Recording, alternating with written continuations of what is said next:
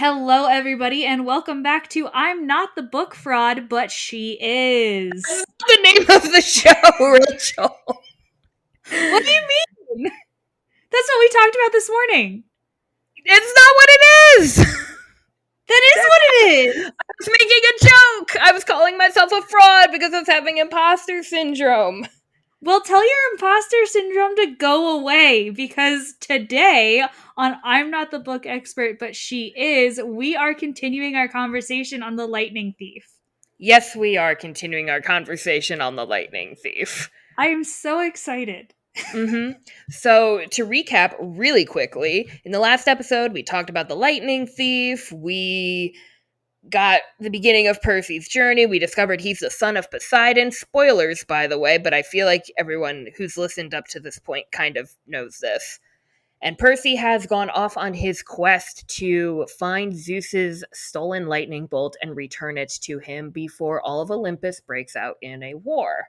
So I think we'll just get right started. We're actually, spoilers again, I guess. We are recording this the same day that we recorded part one, so we don't actually have any news or reading updates for you. Probably be the case for Most of our part twos? most of our part two episodes this season. We did, and by we I mean I wanted to talk about like book community tea because there has been a bit that has come out. James Patterson. I was trying to come up with a nice title for him, and I think the only thing I can come up with is author. I was like, can I call him acclaimed? I mean, technically, do I want to? No. He is an author. He is an You author. could even say he's an American author. He is an American author. He is a white male American author. Indeed, he is. Who has come out and said he believes that it is hard for white male authors to get published in the industry. And I read the article. I was like, surely this can't be real. Then I read the article, and I was like, my guy, this can't be a real thing that a real human has said. I was so wrong. It is a real thing that James Patterson surely said. And I'm thinking here, Jimmy, my friend, have you been to a Barnes and Noble lately? Like, or anything? Have you been to the Walmart? Have you been to the one rack of books at the giant grocery store? Like, the only thing they sell there are books written by white men. And Nora Roberts. Nothing against Nora Roberts. It's just her books always stick out in my head. Yeah. There's a really good video that both Rachel and I watched that kind of goes into the James Patterson drama, whatever it is. Event. Yeah, event. So we can link that in the description too. I definitely think we should. I really like her YouTube channel. Thank you for introducing her to me. Yeah. The YouTuber is Jess Owens. She does a lot of videos on like tea in the book community and just like the general drama. And she does a lot of good like reading videos too. So definitely worth following if you like more book content. But that was the only thing I had because I just wanted to talk about it. I've been saying that I don't like James Patterson all that much. I don't like his writing style for like years now, and now I feel validated in my dislike of him. That's fair. So but Rachel, Maggie, we were going to start at the same time. I was going to say, what are we up to first? What's first on our agenda? I was going to say, are you ready for some Greek myth trivia? Am I ready for some more Greek trauma? That's not what I said, but it is also accurate. Yes, let's go for it. We'll see how I do. Right. I actually have 4 trivia questions today, but one of them's a bonus, so if you don't get it, I'm not going to count it. But if I do get it, do I get bonus points? And you do get a bonus points. You get a gold star. Yes. I'll take it. We'll try. All right. Question number 1. The Lotus Eaters, as in the thing that the Lotus Hotel is based on, are known from which Greek epic poem? So I know a grand total of 2 Greek epic poems, and it is the Iliad and the Odyssey. Well, it is one of those two. I'm going to say the Odyssey because I feel like the Iliad is more focused on the Trojan War, and the Odyssey is literally titled The Adventure. Mm-hmm. So I'm going to go with the Odyssey. Final answer. Correct. Yeah, in the Odyssey, the main character, Odysseus, encounters the Lotus Eaters. I can't remember. I think some of his men, some of his sailors are tempted by them. I don't know if he actually loses them or if he's able to round them back up and onto the ship or Mm-hmm. not. I can't actually remember. Gotcha. It doesn't really matter because they all die eventually anyway, so, like, kind of a moot point. No offense to those guys. Maggie, they were in fact fictional. This is true. Question number 2. Okay. Aside from being, I don't actually remember the answer to this one, so don't look. I'm going to look at the answer. Oh, okay. My eyes are All right, you closed. can look now. Okay. Aside from being a very good boy, what else is Cerberus known for in Greek myth?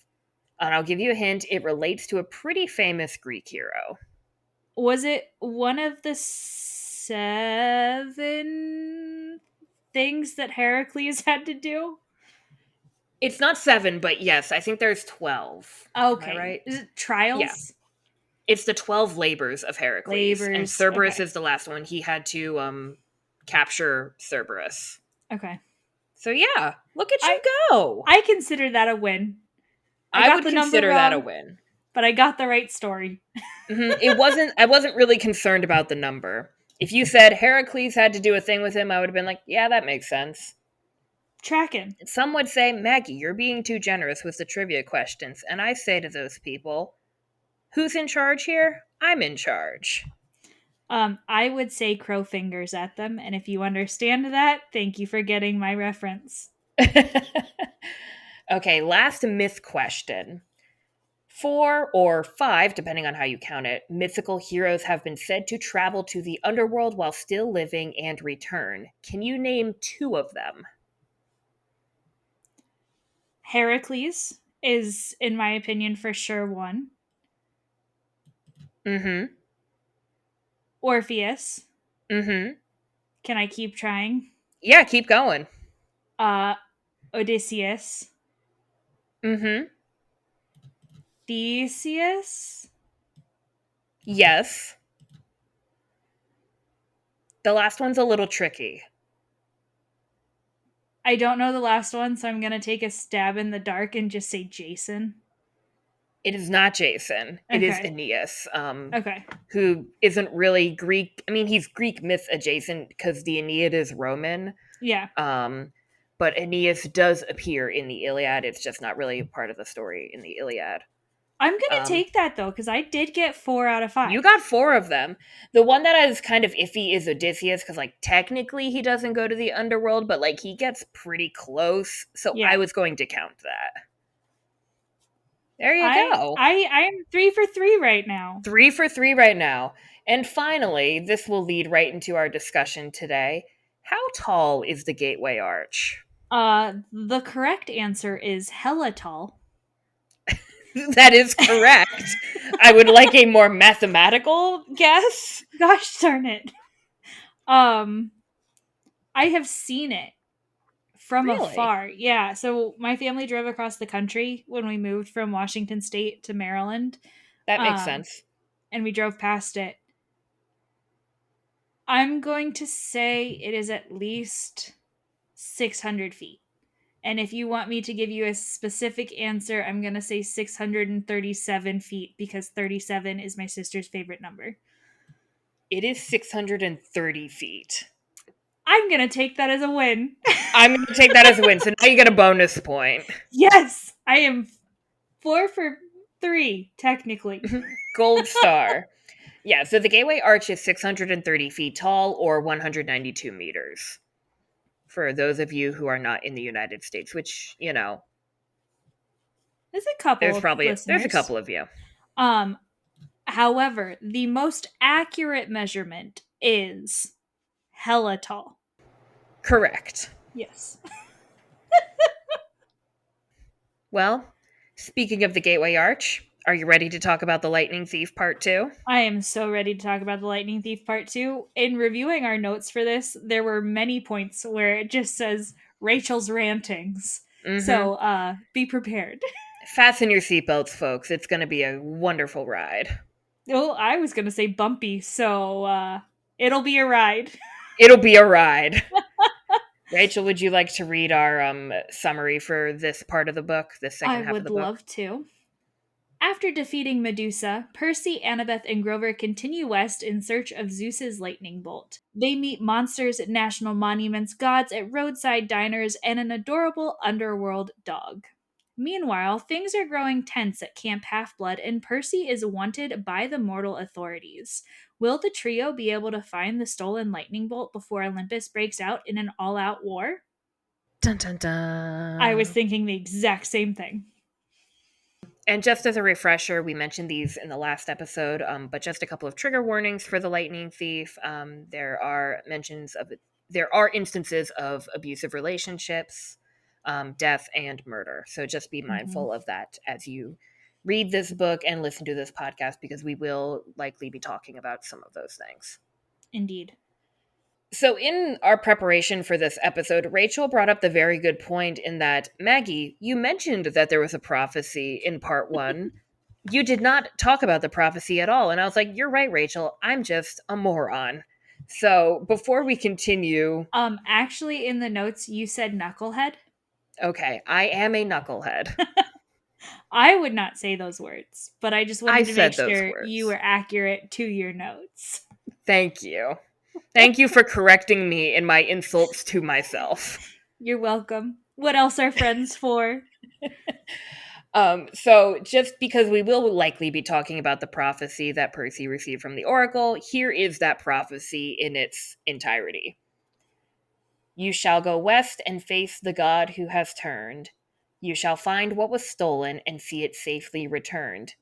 You shall be betrayed by one who calls you a friend, and you shall fail to save what matters most in the end. Dun dun dun. Yeah. So just keep that tucked in the back of your mind as we talk about the bulk of Percy's quest here. And everything in this prophecy is related to this second half of the book. Yes. Like the only thing that is happening before that is you shall go west, but they're traveling Yes. west the entire time. Yeah. That is like the most direct line of the prophecy. Yeah. There's no question about when this one Mm-hmm. happens. Yes. They are going west. That is a fact. And as they're going west, they go and they take a train from New Jersey and they end up at the Gateway Arch.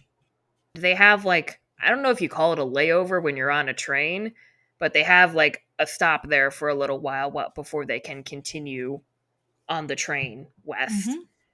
And Annabeth is like, hey, the Gateway Arch, an architectural wonder, because Annabeth loves architecture. So they go and they visit the Gateway Arch. Pause. If our one personality trait is books, her one personality trait is architecture. Correct. Please continue. I would like to rephrase that as like the hyperfixation almost. I feel Yes, like that's that is more fair. accurate to us and to Annabeth. That is fair. And I keep.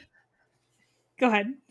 I mean that like nicely. I know some Oh, people are yeah. like, oh, you hyperfixated on this thing as like an insult. I mean that very kindly. Like, this is Yes. Annabeth's thing that she loves and will always be down to like learn more about and talk about.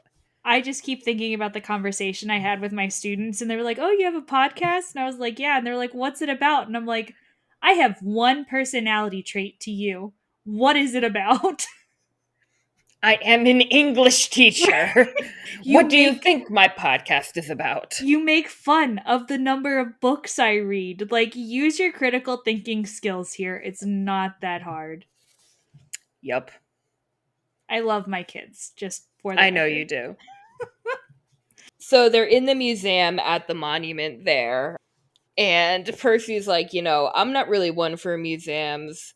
He says, it wasn't all that thrilling, but Annabeth kept telling us interesting facts about how the arch was built, and Grover kept passing me jelly beans, so I was okay. And I was like, what a mood, Percy. I love him. Honestly, that is exactly how you get like children to go through a museum when not everybody's interested in it, is like you just pass them some sort of food or like play item every so Mm-hmm. often and they're like, this is the best day ever. Exactly. Anyway, at the Gateway Arch, they take the elevator to the top and they're looking around, and then one of the attendants there says, like, okay, hey, we're closing up for the day. And they're loading up the elevator to go back down, and Annabeth and Grover get in, but there's not enough room for Percy. And Annabeth's like, oh no, don't worry, we'll wait here with you. And Percy's like, no, you go ahead. I'll just wait here, it'll be fine. Because Percy would rather inconvenience himself and put himself in danger before he would inconvenience anybody else, which is another really big mood. In his defense, he didn't know he was in danger. Correct. But yeah, Percy does turn out to be in danger because at the top of the Gateway Arch, he is confronted by, you know, and I don't know how to say her name, if it's a hard CH or a soft CH. Echidna? I don't think that's right. I think it's a hard CH sound. I'm gonna go with a hard CH because it's Greek. Echidnas is the plural. Echidna. So he is confronted by Echidna, the mother of monsters, and a chimera, and Percy is the only one up there who can face her. Also, let's just talk about the chimera for a second. It's got It's poison. it's dangerous. It's dangerous. It's an angry dog. It's an angry creature of some kind. Yes, it is an angry dog. It's It's a got a serpent tail, a chihuahua. lion's mouth, fangs, poison, anything you could think of. It's got it. All that to say, Percy is in some pretty big danger. Like, even more than Medusa, I think the Chimera is the most dangerous monster he's faced so far. More than the Furies, more than Medusa, and especially because he's the only one who can face them. And there's a Mm-hmm. mortal family up there. Like, they can't see everything because the mist hides it from their eyes, but they're also in danger. Yeah. And the Chimera blows a hole in the side of the Gateway Arch, but the Chimera backs Percy to the opening, and Echidna's like, what are you gonna do? She says, this is page 210. She says, if you are the son of Poseidon, you would not fear water. Jump, Percy Jackson. Show me that water will not harm you. Jump and retrieve your sword. Prove your bloodline. Like, she's taunting him like that. And Percy looks down at the water and he says, but this wasn't the sea. This was the Mississippi, dead center of the USA. There was no sea god here. Die, faceless one, Echidna rasped, and the chimera sent a column of flame toward my face. Have I mentioned it also spits flame? It's a danger noodle. Mm-hmm. Father, help me, I prayed. I turned and jumped, my clothes on fire, poison coursing through my veins. I plummeted toward the river. Now, this is like such a good scene. This might be one of my favorite scenes in the book, actually. Um, Really? that being said, there is no way Percy could have made the jump from the Gateway Arch into the Mississippi River. No, not at all. There's actually what Rachel was referencing earlier. There's a TikTok where someone is at the Gateway Arch and they're looking down. They're like, "There's no way Percy made this jump." Like, but we're just gonna pretend that isn't a thing for a second. This is a fantasy world. It's very much like our world, but maybe there's some different things. Like maybe he can reach the Mississippi from the Gateway Arch. I just have this image of a column of water coming out of the Mississippi and pulling him from the air. I like that idea too. Because it's kind of like what happened at the fountain with Nancy, Boba Mm-hmm. Fett, at the beginning, and also something that he is shown to be able to do later on in the books. Yes. I like that take too. That is my like ice cold take for the day. Mm-hmm. Yeah, that's not really a hot take. It's like a No, lukewarm take. I wouldn't even say it's lukewarm. It's like iced tea. It's like an iced tea take. It's Yeah. not even tea though. It's like a iced Coke. It's like a It's not even a Coke. It's just like iced water. Ice water take. Okay. Glad we come full circle here. Um, but the reason I really like this scene is this is the first time Percy like really trusts his father. And not only that, like I mean I could take or leave Poseidon. He's fine, I guess, but like whatever. But I also think this is the first time Percy really leans into his identity as a demigod. Mm-hmm. And I think that's a really key moment for him. And, you know, cuz he is bitter, he is angry, and rightfully so. He is pretty indifferent to the gods. And this is a moment where he's like, well, I got nothing else.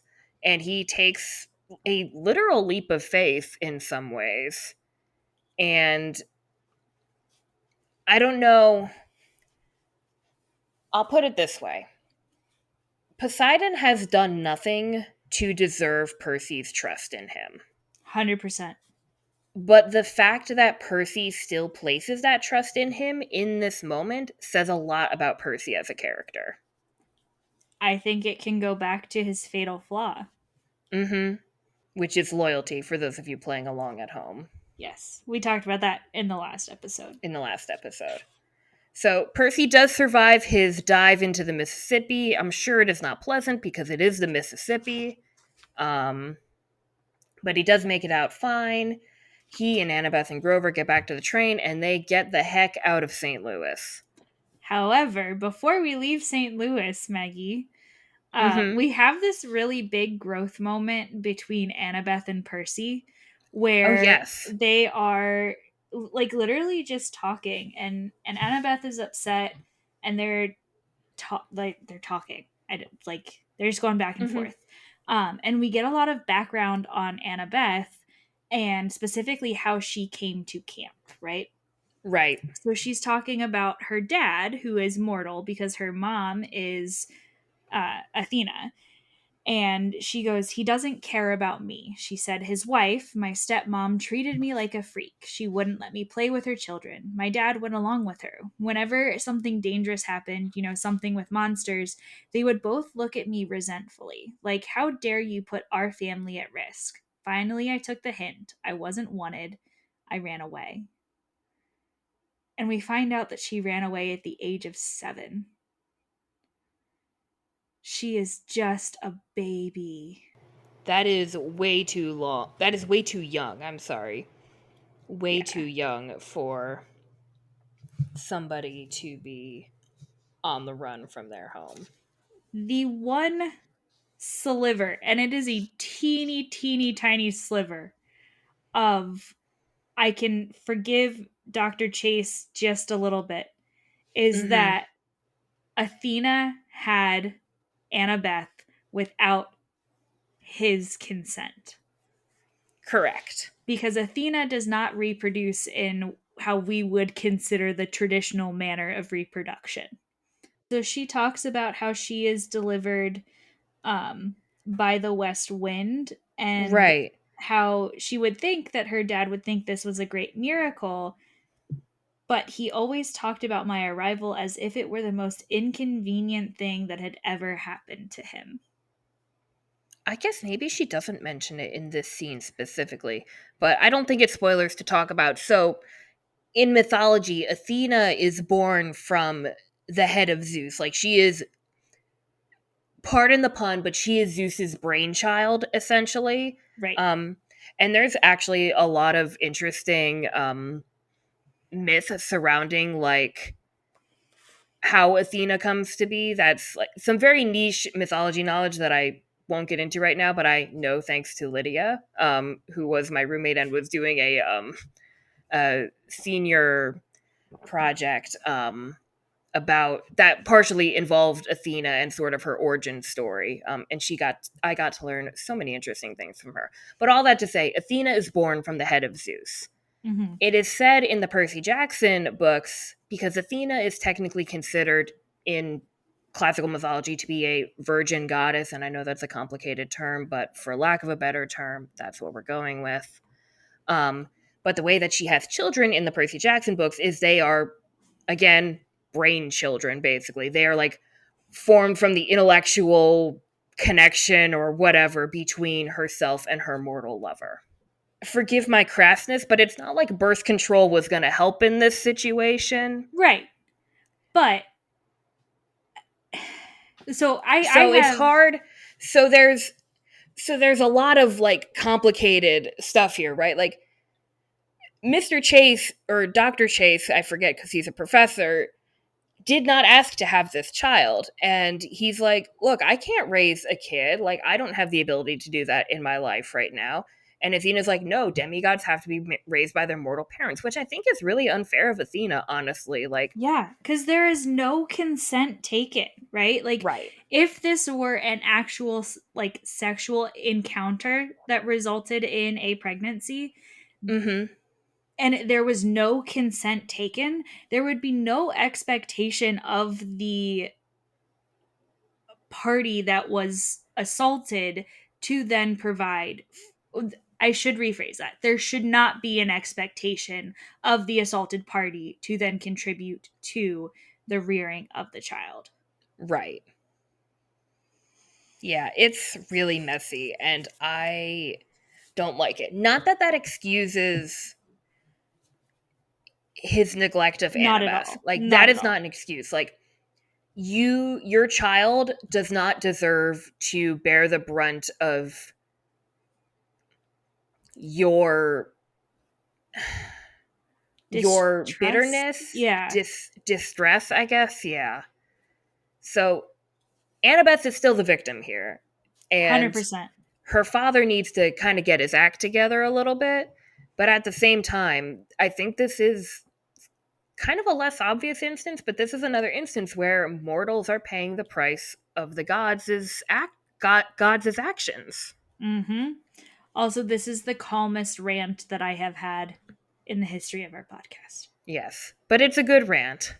And I've also There, delivered this rant to you before. yes. So like you knew. Mm-hmm. Yeah. So that's about everything that happens when they're in St. Louis, and then things happen, and then we get to the diner. Our gang's got no money, no food. They are hungry, tired, no idea how they're going to keep going west. And they stop at this diner. Actually, no, I'm sorry. Before they stop at the diner, they use a little bit of their last money to stop at a car wash, of all places. And at this car wash, they set up the nozzle of the hose thingamajig, and they make an iris message to camp to check in on things there. And Luke is the one who answers, not Chiron. Point of clarification, an iris message is a communication using like a rainbow, right? Like Mm-hmm. a droplet rainbow to then communicate with somebody on the other side using one of the minor goddesses, Iris, as a form of communication. Yes. Yeah, Iris is um, the one who, in addition to Hermes, Iris often carries messages for the gods. She appears often in some myth stories. Anyway, Percy ends up kind of talking one on one with Luke, and he's like, "Hey, how are things going there?" Things are not going great at camp. Things are actually shaping up. He says word leaked out about the Zeus Poseidon standoff. We're still not sure how. Probably the same scumbag who summoned the Hellhound. We'll get back to that later. Now the campers are starting to take sides. It's shaping up like the Trojan War all over again. Aphrodite, Ares, and Apollo are backing Poseidon, more or less. Athena is backing Zeus. Um, so that's not good. And then they're kind of talking about like Percy's like something's not adding up about this quest. He kind of tells Luke about everything that's been going on up until this point. Um and he's like Percy's like I feel I'm having these doubts. I don't know if Hades is the one who took the master bolt after all.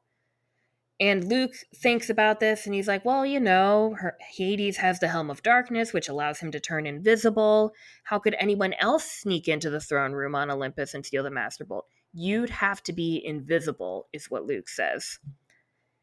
This is page 223. We were both silent until Luke seemed to realize what he'd said. Oh, hey, he protested. I didn't mean Annabeth. She and I have known each other forever. She would never, I mean, she's like a little sister to me.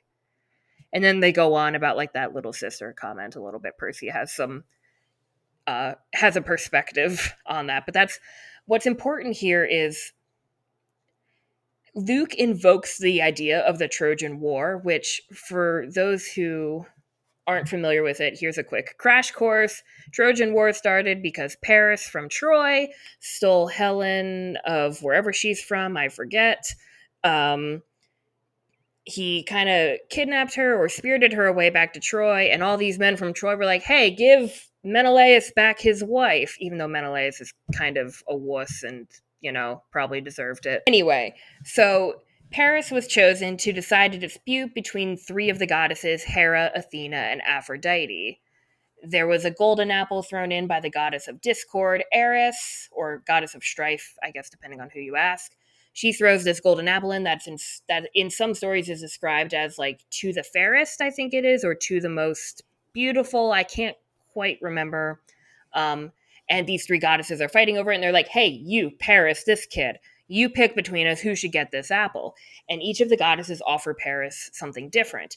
Aphrodite wins because she says, I will give you the most beautiful woman in the world as your wife, who happens to be Helen, who is already married. So, and that sparks the whole Trojan War. It's a big mess. Lots of people die. It's tragic. All that to say, after Luke invokes the idea of the Trojan War in this scene, he throws his own apple of discord into the trio that is trying to find the Master Bolt. He tries to sow doubt in their group by saying, like, well, you'd have to be invisible to steal the Master Bolt, right? And the only other person that we know who can turn invisible is Annabeth with her hat from her mother. Mm-hmm. Not only does he sow this bit of discourse between Percy and Annabeth, he does the exact same thing with Grover right before they hang up. And Mm-hmm.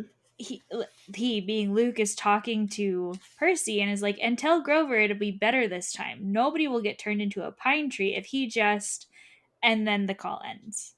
Yeah, I didn't even think of that. So Yeah, Luke's doing some meddling here. Luke is definitely trying to isolate Percy. For sure. Because the easiest way to help somebody fail is to isolate them. Mm-hmm. Think that they can't trust the only people that they have on their side, basically. Mm-hmm. So after the car wash, the gang goes to their diner, and just as they're trying to figure out how in the world they're going to pay to eat something, Ares, the god of war, shows up and comes to their rescue, quote unquote. Comes to their aid He appears. to them. Yeah, I think that's a good way to put it. Where is here? At the bottom of 224. Mm-hmm. I was trying to think up a sob story for the waitress when a rumble shook the whole building. A motorcycle the size of a baby elephant had pulled up to the curb.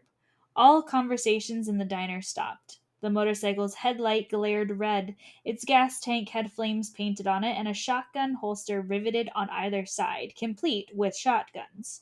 The seat was leather, but leather that looked like, well, Caucasian human skin. What an entrance! I'm gonna keep going though because Keep going. I think you'll understand. The guy Mm-hmm. on the bike would have made pro wrestlers run for mama. He was dressed in a red muscle shirt and black jeans and a black leather duster with a hunting knife strapped to his thigh. He wore red wraparound shades and he had the cruelest, most brutal face I'd ever seen. Handsome, I guess, but wicked. With an oily black crew cut and cheeks that were scarred from many, many fights, the weird thing was, I felt like I'd seen his face somewhere before. Maggie, what am I going to point out in that paragraph? Ares is apparently attractive? Exactly. Which, like, I guess they're gods and they can look however they want, but what? Well, I okay, don't know. so it brings me back to two things. Thing number Mm-hmm. one is back to Hangdog from The Merciful Crow when I realized that he was attractive. Yeah. And the second is the first time I watched you play Hades and Yes. Dionysus came up and I was like, he's attractive? Like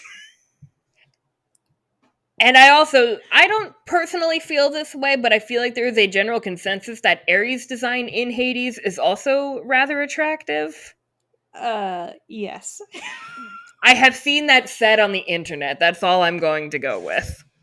I have a thing for Ares. Yes, I have a thing for Ares because first of all, I don't really like how Ares is portrayed in these books because he's portrayed as an airhead, right? Like Yeah. he only cares about blood and violence and messing around with people, right? Mm-hmm. And yes, that is Ares. He is like a very toxic masculine Ares. Yes, but in mythology, and I only know this because I read the Pandora's Jar book, which Pandora's jar. talked a lot about Ares in mythology, specifically around the Amazons and just based on other things I've read. But Ares is like a very big supporter of women and female fighters. And he is portrayed as this like super toxic, hyper masculine, really kind of terrible person.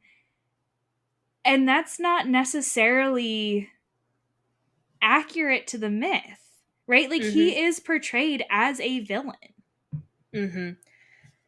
Rick Riordan made a choice here.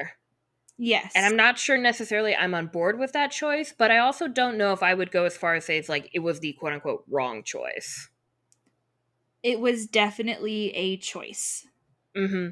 It's a valid take, it's just not like my favorite take. Does that make sense? Yes. I just feel overall kind of disappointed by the villainy, the Mm-hmm. like overt villainy. I feel like Ares should have been a little bit more complex than he actually comes off. Yeah, I think that's fair. I have Ares feelings. Mm-hmm. Well, just riding along the Ares train here, I wanted to point out one line of dialogue that he says during his introduction. Ares basically threatens one of the waitresses, like very casually, like she's kind of causing she's asking some questions, and Ares takes out this knife and he just starts using it to clean his fingernails, and he's like, is there a problem? And she's like, no. And Percy's like, you can't just threaten people with a knife, dude. And Ares said, it goes, Ares laughed, are you kidding? I love this country, best place since Sparta. That's on page 227. And I just want to throw out here real quick for you to ponder at home at your leisure. If someone says your country is the best, if the god of war thinks your country is the best place since Sparta, your country might have some introspection to go through. I think that's the nice way of putting it. That is a nice way of putting it. Moving right along. Ares sends them on a little mini quest. A side quest. Yes, a side quest. And they have to go to this defunct water park and find something that he lost there.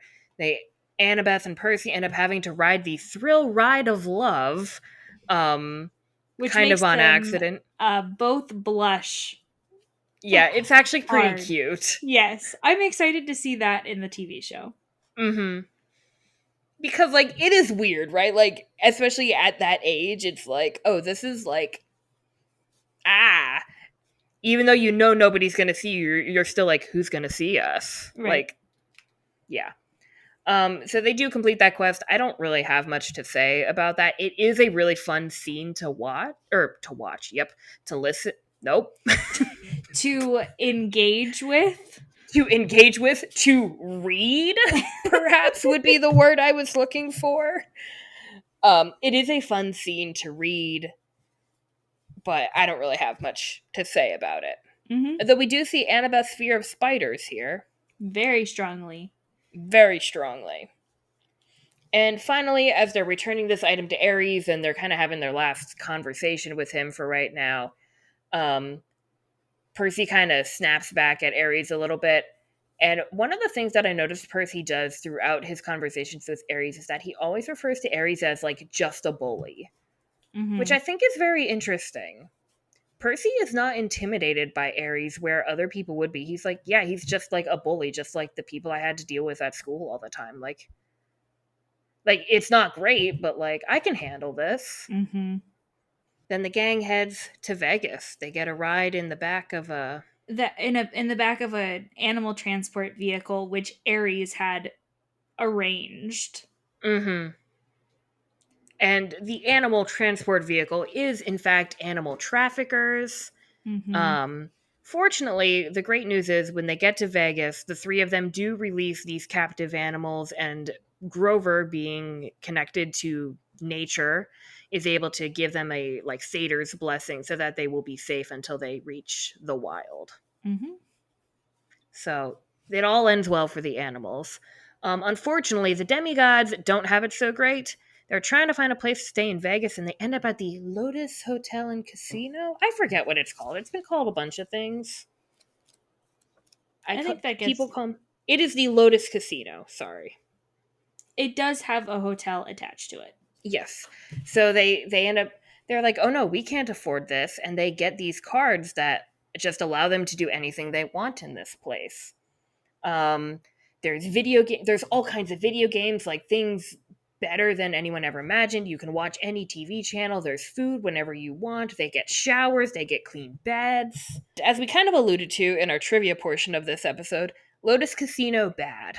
Time passes quicker there than you would expect. Mm-hmm. And you will be having too much fun that you won't want to leave. And you cannot leave. It's like the Hotel California. I was going to say that, but then I felt kind of like a poser because I don't actually know the song, I just know the line. That's kind of funny. It I is kind of funny. I do in fact know the song, but I have listened to the song Hotel California. I just don't know anything other than the line that I always think of when I think of the Lotus Casino. they get stuck in the Lotus Casino, and it's Percy who breaks out of the trance first and is Mm-hmm. like, we gotta get out of here. Yeah.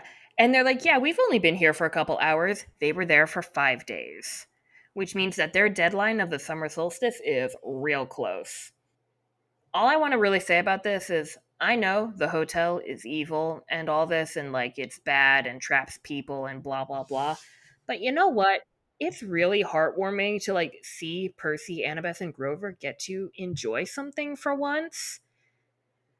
And I know it's distracting them from their very important saving the world quest, but also like they get to be kids for a little bit. And I think they deserved that. They are 12 years old. Mm-hmm. First of all, they should First not of all, have the weight of Olympus on their shoulders. correct. They are babies. Mm-hmm. Second of all, it is such an age appropriate thing for them to be doing, of like just Mm-hmm. playing video games and being a kid, and they Yep. don't get that opportunity, and the one time we do, they essentially end up getting penalized for it. Mm-hmm. Yeah. Even Percy mentions this is on page 261. He says, I couldn't remember the last time I had so much fun. I came from a relatively poor family. Our idea of a splurge was eating out at Burger King and renting a video. A 5-star Vegas hotel? Forget it. So, like, especially for Percy, we don't know as much of Annabeth's economic background, and for Grover, he's a satyr, and I'm not saying that doesn't matter, but like he's kind of in a different world altogether. But like for Percy especially, like this is something that he could never like dream of having. And of course he's going to embrace it. I think some people could read this scene as like, oh, he's saying like entertainment bad, it sucks the children in and never lets them go. I don't think that's really the point that's really being made here, especially when you consider like these are just kids who have not had easy lives. And if this is their way of like if this is their one chance to get to be kids again, who are we to criticize them for that? You know what I mean? Yes, and like this is the first time Annabeth has really been off of camp, like the campus, and Mm-hmm. like Percy would never have been able to afford something like this. Like they are literal children. Yep. This is what they're supposed to be doing. Mm-hmm. And it's Percy who breaks out of the trance first. Like, because he just felt like something wasn't right. Yeah. Justice for Percy. Justice for Percy. Uh, Justice for all the demigods, honestly. I mean, you're not wrong. I know I'm not wrong. That's why I said I am well aware of that fact. it. So fortunately, they do escape the Lotus Casino. They get a ride in a taxi all the way to California, and they have a very brief encounter with Krusty, who sells waterbeds. Krusty turns out to be Procrustes, who is from mythology, and I'm not really familiar with his story, so forgive me if I fudge the details a little bit here. Basically, he would invite his guests over, and he would either stretch them or chop off parts of their body in order to make them fit this certain bed exactly. Very bad hospitality, not good. 0 out of 10 would not Do recommend not on recommend. Yelp. So now he has a job selling waterbeds, and guess what? He's back up to his same old schemes again.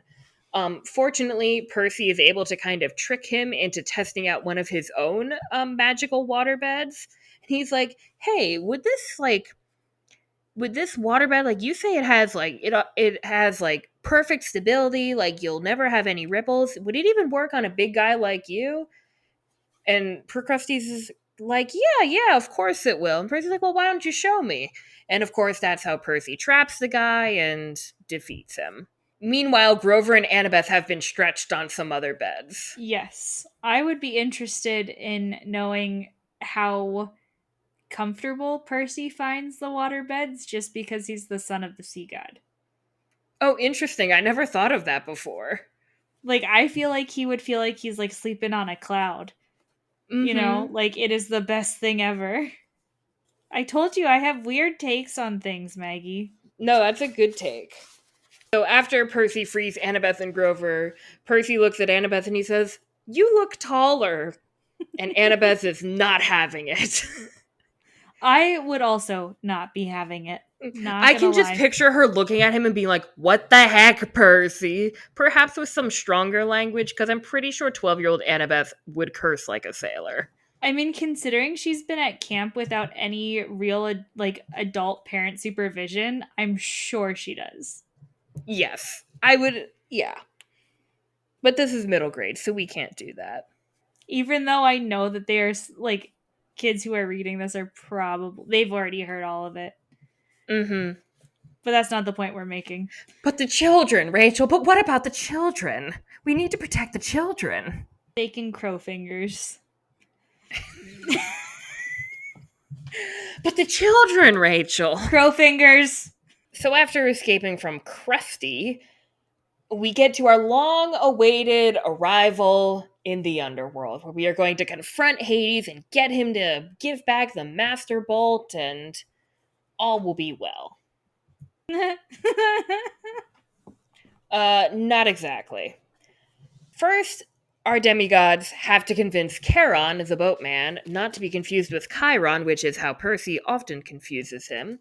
They have to convince Charon the boatman to bring them down to the Underworld. So Charon takes the dead to the Underworld, right? Yes. Charon's like, okay, well, you're ready to go. How'd you all die then? Percy says, I nudged Grover. Oh, he said, we drowned in the bathtub. All three of you? Charon asked. We nodded. Big bathtub. Charon looked mildly impressed. You know what? They're doing the best they can. Um Earlier when they were talking to Medusa, they claimed to be orphans working for the circus. Yes. I love their 12-year-old logic in some of these scenes. And then Charon discovers that they're actually demigods, but he looks at them and he says, Here now, he said, you couldn't read my name correctly. Are you dyslexic, lad? No, I said, I'm dead. This is one of the scenes that I really hope we get to see in the TV show. I can just see Walker Scoble saying that, and it just, Mm-hmm. I'm so excited. Fortunately, Percy does convince Charon to take them to the Underworld using very similar tactics that he used to defeat Procrustes in the last chapter. Mm-hmm. Percy, despite I think sometimes we think of Percy as being a little bit slow to like get catch on to things, but he's very good at latching on to what characters want and how to maybe manipulate that or like play that to his advantage at least. Yes. With Procrustes, he sees like, oh, this guy takes a lot of pride in his work. If I play that to my advantage, I can defeat him. With Charon, he sees that Charon, one, really likes money, and two, feels like he's being underused and underpaid. Which Mm-hmm. aren't we all? Let's be real. Yes, indeed. Except, Um, like Jeff Bezos. yeah, Jeff Bezos can be more underpaid, please and thank you. Yes, please. Thank you. Bye. But he's like, hey, like, we're going to go see Hades. Like, if you'd bring us down there, I could put in a good word for you, maybe get you a pay raise. And Charon's like, well, I'm about to take a boat down anyway. Why don't you all pile on? So I just like that about Percy. Percy is very emotionally intelligent. He surely is. Other random things talking about just introduction to the underworld stuff. He says the entrance to the underworld looked like a cross between airport security and the Jersey Turnpike, which I said sounds like hell to me. Indeed. That's on page 291. And then we get to one of like the strange, like I don't want to say the strangest, but definitely one of like the bits that sticks out to me the most. They're watching some of the dead spirits trying to enter the underworld, like go through quote unquote security. And Percy says, he's like, there's some he's like, that one guy looks familiar, and Grover says, he's that preacher who made the news, remember? Oh, yeah, I did remember now. We'd seen him on TV a couple of times at the Yancey Academy dorm. He was this annoying televangelist from upstate New York who'd raised millions of dollars for orphanages and then got caught spending the money on stuff for his mansion, like gold-plated toilet seats and an indoor putt-putt golf course. He'd died in a police chase when his Lamborghini for the Lord went off a cliff. That's on page 292. And I just want to say, that's a good take. That is a very good take. Thank That is you, Rick, for that. I have a good handful of issues with the Lightning Thief. This is not one of them. This No. is a good take. Yes, that has aged like a fine wine. Mm-hmm. And I say this as someone who does identify as being religious.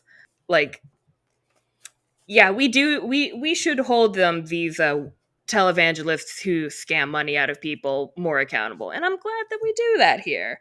But it also sparks an interesting, I guess, conversation about like, well, if he's a televangelist and he believes in a different God, and Grover's just like, hey, maybe that's what he's seeing right now. Mortals' minds do weird things, Well, and we just kind of let it go. that's a conversation that's also brought up in the Kane Chronicles. Right, with Anubis, right? Yes. But we will save that conversation for another season. Yeah.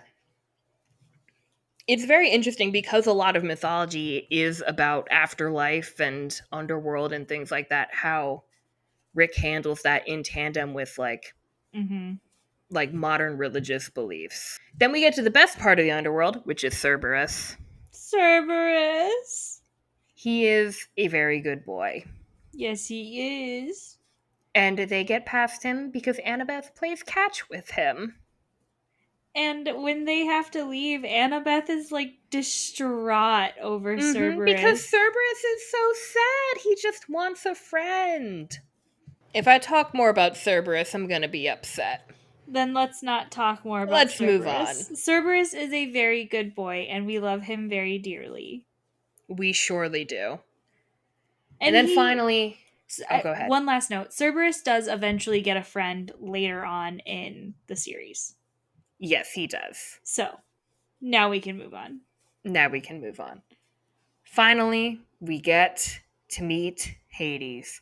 Rachel, you've got some things to say about Hades. So they're very similar things to that of Ares.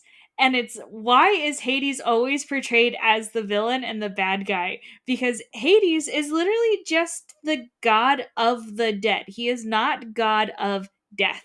He does not actively go in and like take people from the upper world to bring them to the underworld. Like that is quite literally not his job. His job is to watch over the dead. So, why is he always the villain?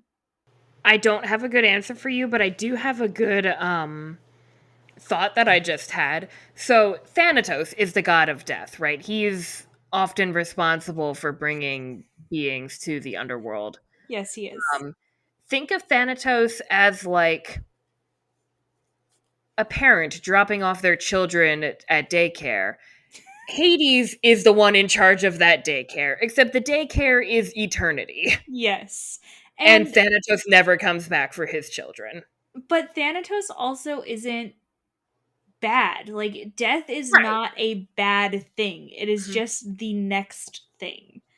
Yeah.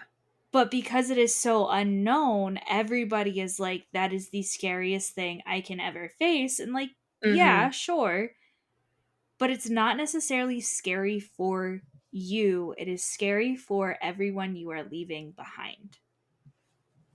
Yeah. I have I have complicated feelings about Hades as like a concept and character, but because I don't think that he is like the evil god. I think that is an unfair portrayal. Mm-hmm. That said, I do feel like a lot of times we tend to swing in the other direction, be like, Hades is good all the time. Like, well, no, none of the gods are good. No, yeah, Hades Hades is like Hades exists. Like he is not bad, he is not good, he just kind of is. yeah.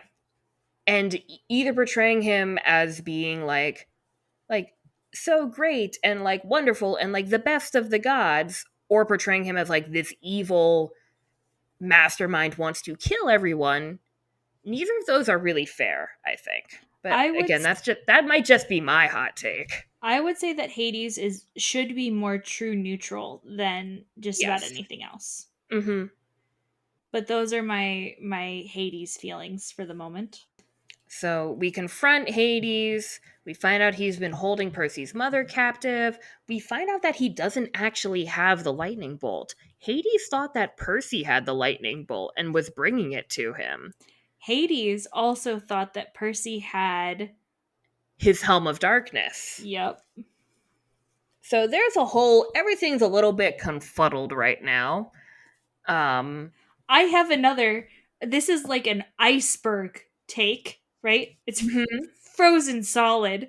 Um, Uh-huh. if there were any form of open communication on Mount Olympus, this entire book would be unnecessary. This Correct. this entire But that series. but that also implies that the gods would actually like not lie to each other, which they seem prone to do. Which I It's guess is the open part of the communication, but like yeah. they've had millennia to build up distrust among each other, and I don't think that's going to change. They need a good family counselor. Don't we all? And I will volunteer to be the one that smacks them with a tortilla. Oh, right. So Hades has been holding Sally Jackson hostage, and he's like, "Hey, if you give me my Helm of Darkness back, like you can have your mother back." And Percy's like, I don't. What are you talking about, sir, uncle, dude?" And then Percy opens the backpack that Ares gave him earlier, and Zeus's lightning bolt is in Percy's backpack. And Percy's like, this is awkward. And Hades is like, well, if you don't have my Helm of Darkness, I'll take that instead. Percy's like, I don't think that's a good idea. And there's all kinds of stuff. Hades isn't going to let them escape. And finally, Percy uses a gift that his father sent to him through some Nereids, naiads, I can't remember the difference. One of them is in rivers, one of them is in oceans. They're nymphs. And there's these 3 pearls, and if they smash them at their feet, they will be able to escape. So, but there's only 3 of them, which means somebody has to stay behind. So, Percy, between there's 4 of them who need to escape. It's Percy, Annabeth, Grover, and Sally. But there's only 3 pearls. And Grover's like, I'll stay behind. Like, I'll stay behind. You take your mother with you. And I think Annabeth offers too. Yeah. So Grover volunteers first. He's like, I'm a satyr. We'll be fine. And then Annabeth says, like, no, you guys go ahead. Grover, you have to protect Percy. You have to get your searcher's license. Mm-hmm. And I'll cover for you. And then Percy's just fine. Like, both of you stop. Like, you're both coming with me. And Percy leaves his mother behind, and he's like, I'm going to come back and I'll fix this. But he also knows, like, he says, this is page 317, I desperately wanted to sacrifice myself and use the last pearl on her, but I knew what she would say. She would never allow it. I had to get the bolt back to Olympus and tell Zeus the truth. I had to stop the war. She would never forgive me if I saved her instead. I thought about the prophecy made at Half-Blood Hill, which seemed like a million years ago. You will fail to save what matters most in the end. I'm sorry, I told her. I'll be back. I'll find a way. And just as they're escaping the Underworld, I just want to point out Percy's follow through. He mentions both Charon's pay raise, and he says, and it wouldn't hurt to play with Cerberus once in a while. He likes red rubber balls. And then they escape the Underworld. The world does not deserve Mr. Percy Jackson. Correct. So they fly through whatever, and they end up in the ocean, in the Pacific Ocean. They're rescued by some Coast Guard, and they're like, what's up with all of y'all? What were you doing out in the middle of the ocean, fully clothed? But they don't get to ask too many questions. And finally, on the beach, Percy confronts the mastermind of this operation, or so we think, who is Ares.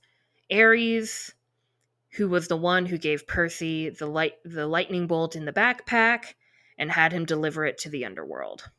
They have a big fight. That's really all I kind of have to say about it. They have a big fight, and Percy gives Ares a run for his money. Yeah. I wouldn't necessarily say Percy wins, but he does inflict a wound on Ares, or a couple at least. Yeah. And Ares is like, all right, you win this time, punk, but I'm going to come back for you, just you wait. And this is Percy with like a week of training under his belt. Yep. Can you imagine if Percy had been there the entire, like since he was small, Percy would be almost invincible, right? Like, yeah. So we defeat Ares, we get the Helm of Darkness and the lightning bolt back. The Furies come to retrieve the Helm of Darkness. And then Percy's like, I have got to get back to Olympus and get this lightning bolt back, and the deadline is like tonight. So fortunately, he's able to summon some sympathy from the gathered crowd. So there's a whole bunch of reporters there. They've seen this incident on the beach. This is page 335. The reporters fed us this whole story. We just nodded and acted tearful and exhausted, which wasn't hard, and played victimized kids for the cameras. All I want, I said, choking back my tears, is to see my loving stepfather again. Every time I saw him on TV calling me a delinquent punk, I knew somehow we would be okay. And I know he'll want to reward each and every person in this beautiful city of Los Angeles with a free major appliance from his store. Here's the phone number. The police and reporters were so moved that they passed around the hat and raised money for 3 tickets on the next plane to New York. Which I know is a little bit of like storytelling magic here, because how did they raise that much money from like a crowd of people? But at the same time, iconic Percy Jackson moment. Why did the police just let these 3 kids go unaccompanied? Yeah, it's fine. I'm not going to worry about it too much because I love it a lot. The correct answer is The Mist. Yes. This is a moment where I'm okay suspending a little bit more disbelief. I agree. Because just Percy, like, The subtle drag on Gabe and like him like really playing it up for the cameras is just peak Percy Jackson. For sure. And finally, we get to Olympus. Percy has to go alone. He gets there. The only people there, the only gods there, are Zeus and Poseidon. And we finally see Poseidon. And you know what Poseidon says? He and Zeus have a little bit of a spat there for a second. And Poseidon's like, look, this is page 341. He says, I have admitted my wrongdoing. Rachel's making a face. Are we ready? I think this might be the Rachel rant you've all been waiting for. I'm gonna slam my crochet down. For those of you who don't know, Maggie and I often both fiddle with things while we're recording just to keep ourselves like in the moment and focused. I crochet. Besides the point. What the actual heck, Poseidon? You just called your child, whom you consented to having, right? Like, you knew what could happen when you had intercourse with Sally Jackson. You knew what you were doing, and you called him a mistake after he already beat, air quotes around beat, Ares, rescued the thing, saved your own ass. Like, no, you do not call Perseus Jackson a mistake when all of this could have been prevented. Like, you in this case are the monster because you made a mistake and then you called your child a mistake. No, your child is not a mistake. And I would say that to any person who has a child, gives birth to the child, and then later on tells their child that they are a mistake. No, you made choice after choice to keep that child. You don't get a say. I don't think I have anything to add to that. That's pretty succinct. I don't even think I need a cool down session. You think you're good? I think I'm okay. Yeah. So Poseidon's parenting skills are like a 1 out of 10, maybe. I would argue they're like a 0.25 out of 10. A 0.25. I can go with that. That's the That's a weird lowest. fraction. That's the lowest rating on Storygraph, and it's a quarter, right? 0.25. Mm-hmm. Yeah. If I saw Poseidon, he might only get half the amount of tortilla smacks that Zeus gets. Ares would probably be equivalent to Poseidon. We don't even meet my favorite god in this book. He would only get maybe 1,000 tortilla smacks. We'll come back to him. I like how I'm ranking gods based on how much you slap them with a tortilla. Yes. I think we need to do a tier list at the end of the season. Oh, 100%. But like the tiers are the tortilla slaps. And I think we also need the like type and size of tortilla because I feel like a little 4-inch corn tortilla would hurt a lot less than like an 18-inch flour tortilla. Yeah. Zeus is getting the most with the worst tortilla. I had a horrible thought after you said flour tortilla, and I said that one would hurt Rachel the most. Okay, rude. Didn't need to be called out like that. That was very unkind, but I felt like it would make you laugh a little bit. You know, whenever my youngest brother wants to fight, he just goes, I'll just bring the flour. So Percy and Poseidon do get to have like some kind of conversation in this scene, but I don't really want to talk about it. They just talk and it's awkward. Yeah. Although Poseidon does say one of my favorite lines. He does say, the sea does not like to be restrained, and I do like that line. That's on page 345. He also says something nice. They're talking about Sally. Poseidon calls Sally a queen among women, and he's right, unfortunately. But he continues. I hate to admit that. He continues with that line. I hate to admit that he was right about something, yes. But he continues that line, and this is me still on the rant, apparently. I know. I am sorry you were born, child. First of all, no, sir. But then the second sentence is really the big one. Mm-hmm. And he says, I have brought you a hero's fate, and a hero's fate is never happy. It is never anything but tragic. So you kind of see like why Poseidon is like, haha, yeah, you were a mistake and now you're here and Mm-hmm. hi. But also You like, still shouldn't call your kid that. and he continues on, you did well, Perseus. Do not misunderstand me. Whatever else you do, know that you are mine. You are a true son of the sea god. Poseidon, you can't go calling your kid a mistake and then being like, I'm proud of you. Like, boy, the whiplash you are giving me right now. Mm-hmm. And Percy's pretty conflicted about this. I don't think he's really on good terms with Poseidon yet. He's kind of accepted it, but he's not like, that's my dad. You know what I mean? I need to ask you this, Rachel. The line where he says, a hero's fate is never happy. Do you want to know what I wrote in the margins there? Is it about Song of Achilles? Might be. Name one hero who was happy. Do you want to know what's really funny? When I wrote that down, I had not read Song of Achilles yet. Does it make it more or less painful now that you've read it? Oh no, it was painful before I even read it. I was like, oh yeah, Yeah, that's but rough, is buddy. it more or less painful? Probably more. I don't really know. I don't want to process those emotions right now. Poseidon's kind of a crappy parent, but you know who's not a crappy parent? Sally. Sally Jackson. We finally get a reunion between her and Percy. There's hugs and Tears. feelings and tears, and Gabe is still being awful. And that's putting it lightly. That is putting it lightly. I don't want to give Gabe too much screen time. Um, but Percy's finally like, Mom, you deserve better. And of course Sally knows this. She doesn't need to be validated by her 12-year-old son, right? Like, that's not what we're doing here.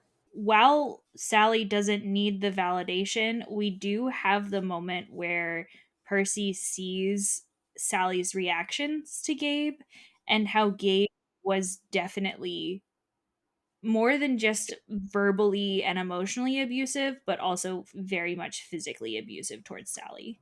Exactly. And I think what helps is that Percy gives Sally the reassurance of, like, I'm going to be okay. You don't need to. Because the whole reason she married Gabe was that he was able to deter monsters from Percy. Like, he had such Right. a repulsively human stench, I think is how Grover puts it, that he was able to deter monsters.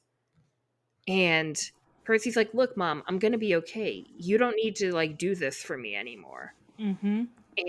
But ultimately, Sally is the one who takes matters into her own hands because the severed head of Medusa has been returned to Percy, and he's like, hey, Mom, just like hold on to this in case you need it. And you want to know what Sally does? She turns Gabe and his poker playing friends into a statue, which she sells for a hefty sum of money, and is finally able to move out of that apartment into a new place and get a fresh start. And get Percy into a new nice school and like Mm-hmm. And you know what? I'm glad. she I deserves am it. glad. I think, let me put it this way. There is a time and place for redemption arcs. This was not one of them, and I am glad that Gabe is gone. Like, I am glad that we got to see this story where finally someone who is an abuser, who is a horrible person, gets what's coming to them. Mm-hmm. I think that is really rare for especially stories of this era, and even still, like, there's always this of like, well, everyone deserves, like, everyone should get a chance at forgiveness and you should always be forgiving, and like those, there is a time and place for that, but there is also a time for, like, you need to protect yourself, and like, so go Sally Jackson. And the last, like, chapter of the book is just kind of a summary. Like, Percy returns to camp, everyone is celebrating. He actually has some other friends, we find out. He has some friends in the Hermes cabin who celebrate with him. Mm-hmm. Um they don't get named, but we know they exist, so that's cool. And we learn the truth about Luke. So we thought Ares was the mastermind, right? Like, there's still one line of the prophecy that's not sitting well with Percy. being betrayed by one who calls you a friend. And he's like, well, Ares thought we acted like my friend, but no, it's Luke. As it turns out, Luke has been trying to raise the Titan Lord Cronus up from Tartarus, and he wanted to do so by delivering Zeus's lightning bolt to him. And he tells Percy all this, and Percy's like, whoa, whoa, whoa, whoa, whoa. What? And then Luke tries to kill him and almost succeeds. Almost succeeds. Mm-hmm. I think we're going to talk more about Luke in a second here, but I want to mention one thing real quick that Luke says during this scene. This is page 365. I saw a lot out there in the world, Percy, Luke said. Didn't you feel it? The darkness gathering, the monsters growing stronger. Didn't you realize how useless it all is? All the heroics, being pawns of the gods. They should have been overthrown thousands of years ago, but they've hung on thanks to us half-bloods. I couldn't believe this was happening. Luke, you're talking about our parents, I said.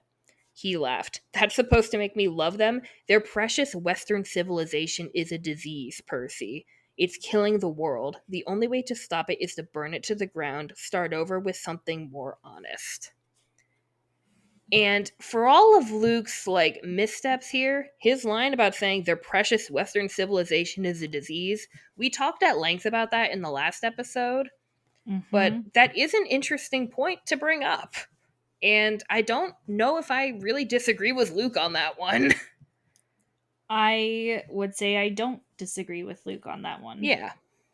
Rachel, I think we're going to transition to talking about the characters. I think you have some things you want to say about Luke. I so we you and I have talked at Mm-hmm. length about my Luke feelings. So many times. And I have always had a lot of Luke feelings. And the biggest Luke feeling I have is just a pure sadness for him. Mm-hmm. Because and this is a lukewarm take. It's a lukewarm take. Luke just needed an adult who loved him unconditionally and without any reservation. And Yep. to those listening, you might be saying, well, what about his mom? Or what about Chiron? Or what about his dad? And okay, sure, we learn more about his mom later, so I'm not going to go into that now. Mm-hmm. Hermes can't really interact with him. He being Luke and he being Hermes have interacted a couple of times, maybe once, twice max, but they can't really communicate with each other. And then there's this almost resentment towards, for, and from Chiron because Luke came to camp with Annabeth and they survived instead of Talia. And the whole point of Grover going out was to rescue Talia. So I feel like Luke has this feeling of Chiron must hate me because I am the reason Talia's dead. And I feel like Chiron might even have some feelings of, okay, I gained these two children, but I did not succeed in what I was supposed to do. I don't want to say that Luke can be fixed because I do not think that Luke, at the point of this book starting, could have. He is already too far down the path. Yeah. But you think there could have been an earlier intervention that could have stopped this problem before it arose. Easily, hands down. Yeah. He just needed someone, and he didn't get Mm-hmm. anyone. Yep. Agreed. So fortunately, Percy does survive Luke's attack on him, and he does survive, and the Lightning Thief does have what I would consider a happy ending. And the book ends with Percy deciding he has to make this decision. Is he going to stay at camp throughout the school year, or is he going to go home and try to live like a quote unquote normal life again? Mm-hmm. And he decides he's going to go back home and be with his mom. And the book ends, I'll be back next summer. I'll survive until then. After all, I am your son. I asked Argus to take me down to cabin 3 so I could pack my bags for home. And So that is how the book ends. Annabeth goes home And Annabeth goes home too. for the first Actually, time in like 6 years. she goes home to live with her father and stepmother and her 2 stepbrothers. Mm-hmm. I actually want to talk about Annabeth real quick, because if you have Luke feelings, I have Annabeth feelings. Annabeth, by the end of this book, has grown a lot. Mm-hmm. And I don't remember if I said this on the record already, so I'm going to say it again. Her character arc may not be as obvious as Percy's is throughout these books, but I think a lot of its beauty comes in its understatement. Mm-hmm. Um, her growing to see Percy as a friend is a huge deal for her, because not only is she learning to trust someone again after she has been continually betrayed and left behind by the people that she loves. Her dad doesn't really care for her. She doesn't feel that her dad cares for her. She's never had really any communication with her mother. Luke has kind of gotten bitter and turned away from her. Talia's gone. She has nobody. So, and this is all like by the time she is 12. Right. So she kind of befriends Percy, but she's not really sure about him, and she grows to trust him, which is a huge deal. But not only that, she Percy, as a son of Poseidon and Athena do not get along. Like, that is a Right. big thing in mythology. They have their whole spat about the naming of Athens, yada yada yada, olive trees, etc. So, like, for all intents and purposes, she should dislike or even hate Percy, right? Mm-hmm. But she says, no, you know what? I'm not going to do that. I'm going to choose my own path. And she says as much to Percy as they're talking about like how things are going on at camp. This is on page 251. She says, I don't know what my mom will do, as in like where Athena will side in the war if the gods break out into war. I don't know what my mom will do. I just know I'll fight next to you. Why? Because you're my friend, Seaweed Brain. Any more stupid questions? Which is a huge deal. And right before Percy's fight with Ares, she gives Percy her Camp Half Blood necklace Mm-hmm. as like a sign of like, look, like kind of like a good luck charm, but also like Athena and Poseidon reconciled. Yes. And I really love Annabeth. I love her growth and how like she decides like, my family has hurt me, but I'm going to give it a try again because I think we can do better. Which is a direct foil to Luke, who Mm-hmm. said, my family has hurt me and I am turning my back on them. Yeah. And I want to just add like a small caveat there, because there are times when you do need to say, people have hurt me and I need to. It is important to set boundaries in your life, right? Right. But, and especially when the breaching of those boundaries has caused you pain. Mm-hmm. Um, but I also think there is a difference between that and also the situation that Annabeth finds herself in, as mistakes have been made, but I do believe that the people that I love can do better, and I'm going to give this another chance. Agreed. I was going to say, do we want to talk about where Percy ends up at the end of this book real We fast? can. Mm-hmm. That's not where I was gonna go with it. Where were you going to go? That leads us into our hot take about Annabeth. Yeah. But I let's. do have, I have one hot take about Annabeth. And it's kind of like an overall hot take. It's not specifically related to the Yeah. lightning thief. But so all demigods are dyslexic and have ADHD. Like, this is a canon thing. It has to do with battle reflexes and being able to read ancient Greek and not necessarily the Latin alphabet, etc., etc.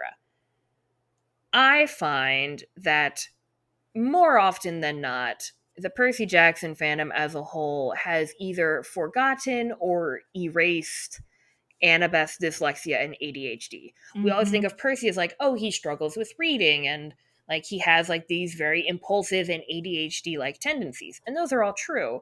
But Annabeth also has very similar things going on with her. And it kind of gets me worked up a little bit because it's indicative of how, especially with ADHD, girls are significantly less likely to be diagnosed with ADHD, especially at a young age. Mm-hmm. And that leads to a lot of struggles for women as they grow older of like, why can't I keep up with my peers in the workplace? Why, like, or like in college, and why am I struggling so much? I shouldn't be struggling. And it also kind of like, I remembered the other thing. It also kind of feels like the stereotype of like, well, you're so smart, you can't have a learning disability. Mm-hmm. Like, well, Annabeth is a child of Athena. She's so wise and she's bookish. Like, she can't have these struggles in school. Well, yeah, she does. She probably struggles with learning in a structured environment, Yeah. which is the 100%. case for many students with ADHD, I would say. Yep. 100%. Stop erasing Annabeth's dyslexia and ADHD. It has been almost 20 years. Let's like do better about this, guys. Yep. Yep. That's my hot take about Annabeth. Justice for Annabeth. Justice for Annabeth. But what do we want to say about Percy as we wrap up? Just, I love him. I don't know if I really have much else to say about him. I think he really does grow a lot in this book.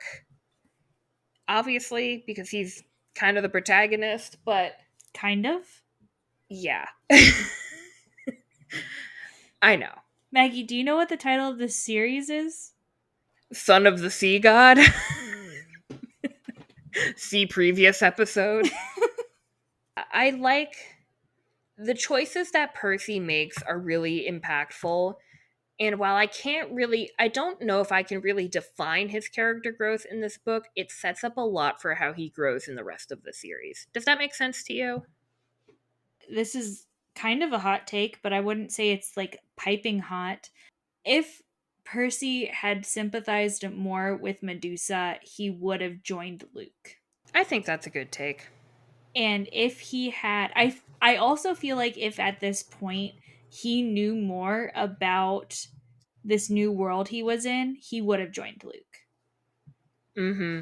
But because he was gaslit so much, he didn't know enough to know entirely what was wrong. I do think the choices that Percy makes are the right choices, Agreed. but he wasn't fully informed about them, Right. which is makes things pretty complicated. Agreed.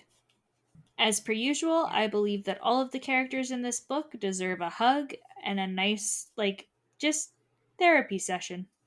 Mm-hmm. And maybe a warm cookie Maybe a blanket, too. and a blankie, Preferably a one shock that was blanket, not lit on fire. as you did in the last episode. Shh. Nobody needs to know. Well, How would now they, they know how would they know? because you said it on the podcast recording. Shh. I do the editing. Well, Rachel, that brings us to the end of The Lightning Thief. We did it. We did it. We did Took it. us 4 hours, but we surely did it. Hey, but 4 hours for 2 raw episodes is pretty good. You know what? I think that might be better than that's probably better than how we did for Merciful Crow and Faithless Hawk. Considering that took us 5.5 hours to record, yeah, that's better. Yeah. That was rough. I mean, not that it wasn't good, but like those were long. That is my normal amount of talking per day. That is so much talking. Right? The day after we recorded those episodes, I know you know this because I was with you, but like I could feel it in my voice how much talking I had done. Mm-hmm. And I may even feel that tomorrow. I guess we'll find out. Good thing we both have tomorrow off. Woo! Don't So, forget to hydrate. I'm gonna drink some more water right now. Percy Jackson would be proud of me. I am also proud of you. So, in our next episode, we are going to talk about the Lightning Thief musical, which is started as sort of an off-Broadway show. And then it was on Broadway. It was touring the United States, but it is based on the book The Lightning Thief. It Mm-hmm. is one of my favorite musicals, which, quite frankly, is not saying too much because I don't listen to a ton of musicals, but I do really enjoy it, and I am very excited to talk about it with Rachel. We'll just be spending one episode on that as kind of an interlude before we get to the next book in the series. Indeed. I do listen to a lot of musicals, and I can certify that The Lightning Thief is among definitely my top 10. Brilliant. Well, you heard it from the source, guys. I am the source. You are the source. Well, until next time, we will see you again with another episode of I'm Not the Book Expert, but She Is. Indeed. Have a good day, everybody. Or good night if you're listening to this at night, which is when we are recording Or it. a good morning, because it is almost morning now. Have a good whatever time of day it is for you. Goodbye. Goodbye. Thanks for listening to this episode of I'm Not the Book Expert, but She Is. You can find us online at bookexpertpod.wordpress.com or follow us on Twitter, Instagram, and TikTok at bookexpertpod. If you enjoy our show, please consider leaving us a review on our website or wherever you find your podcasts. We'll see you again soon.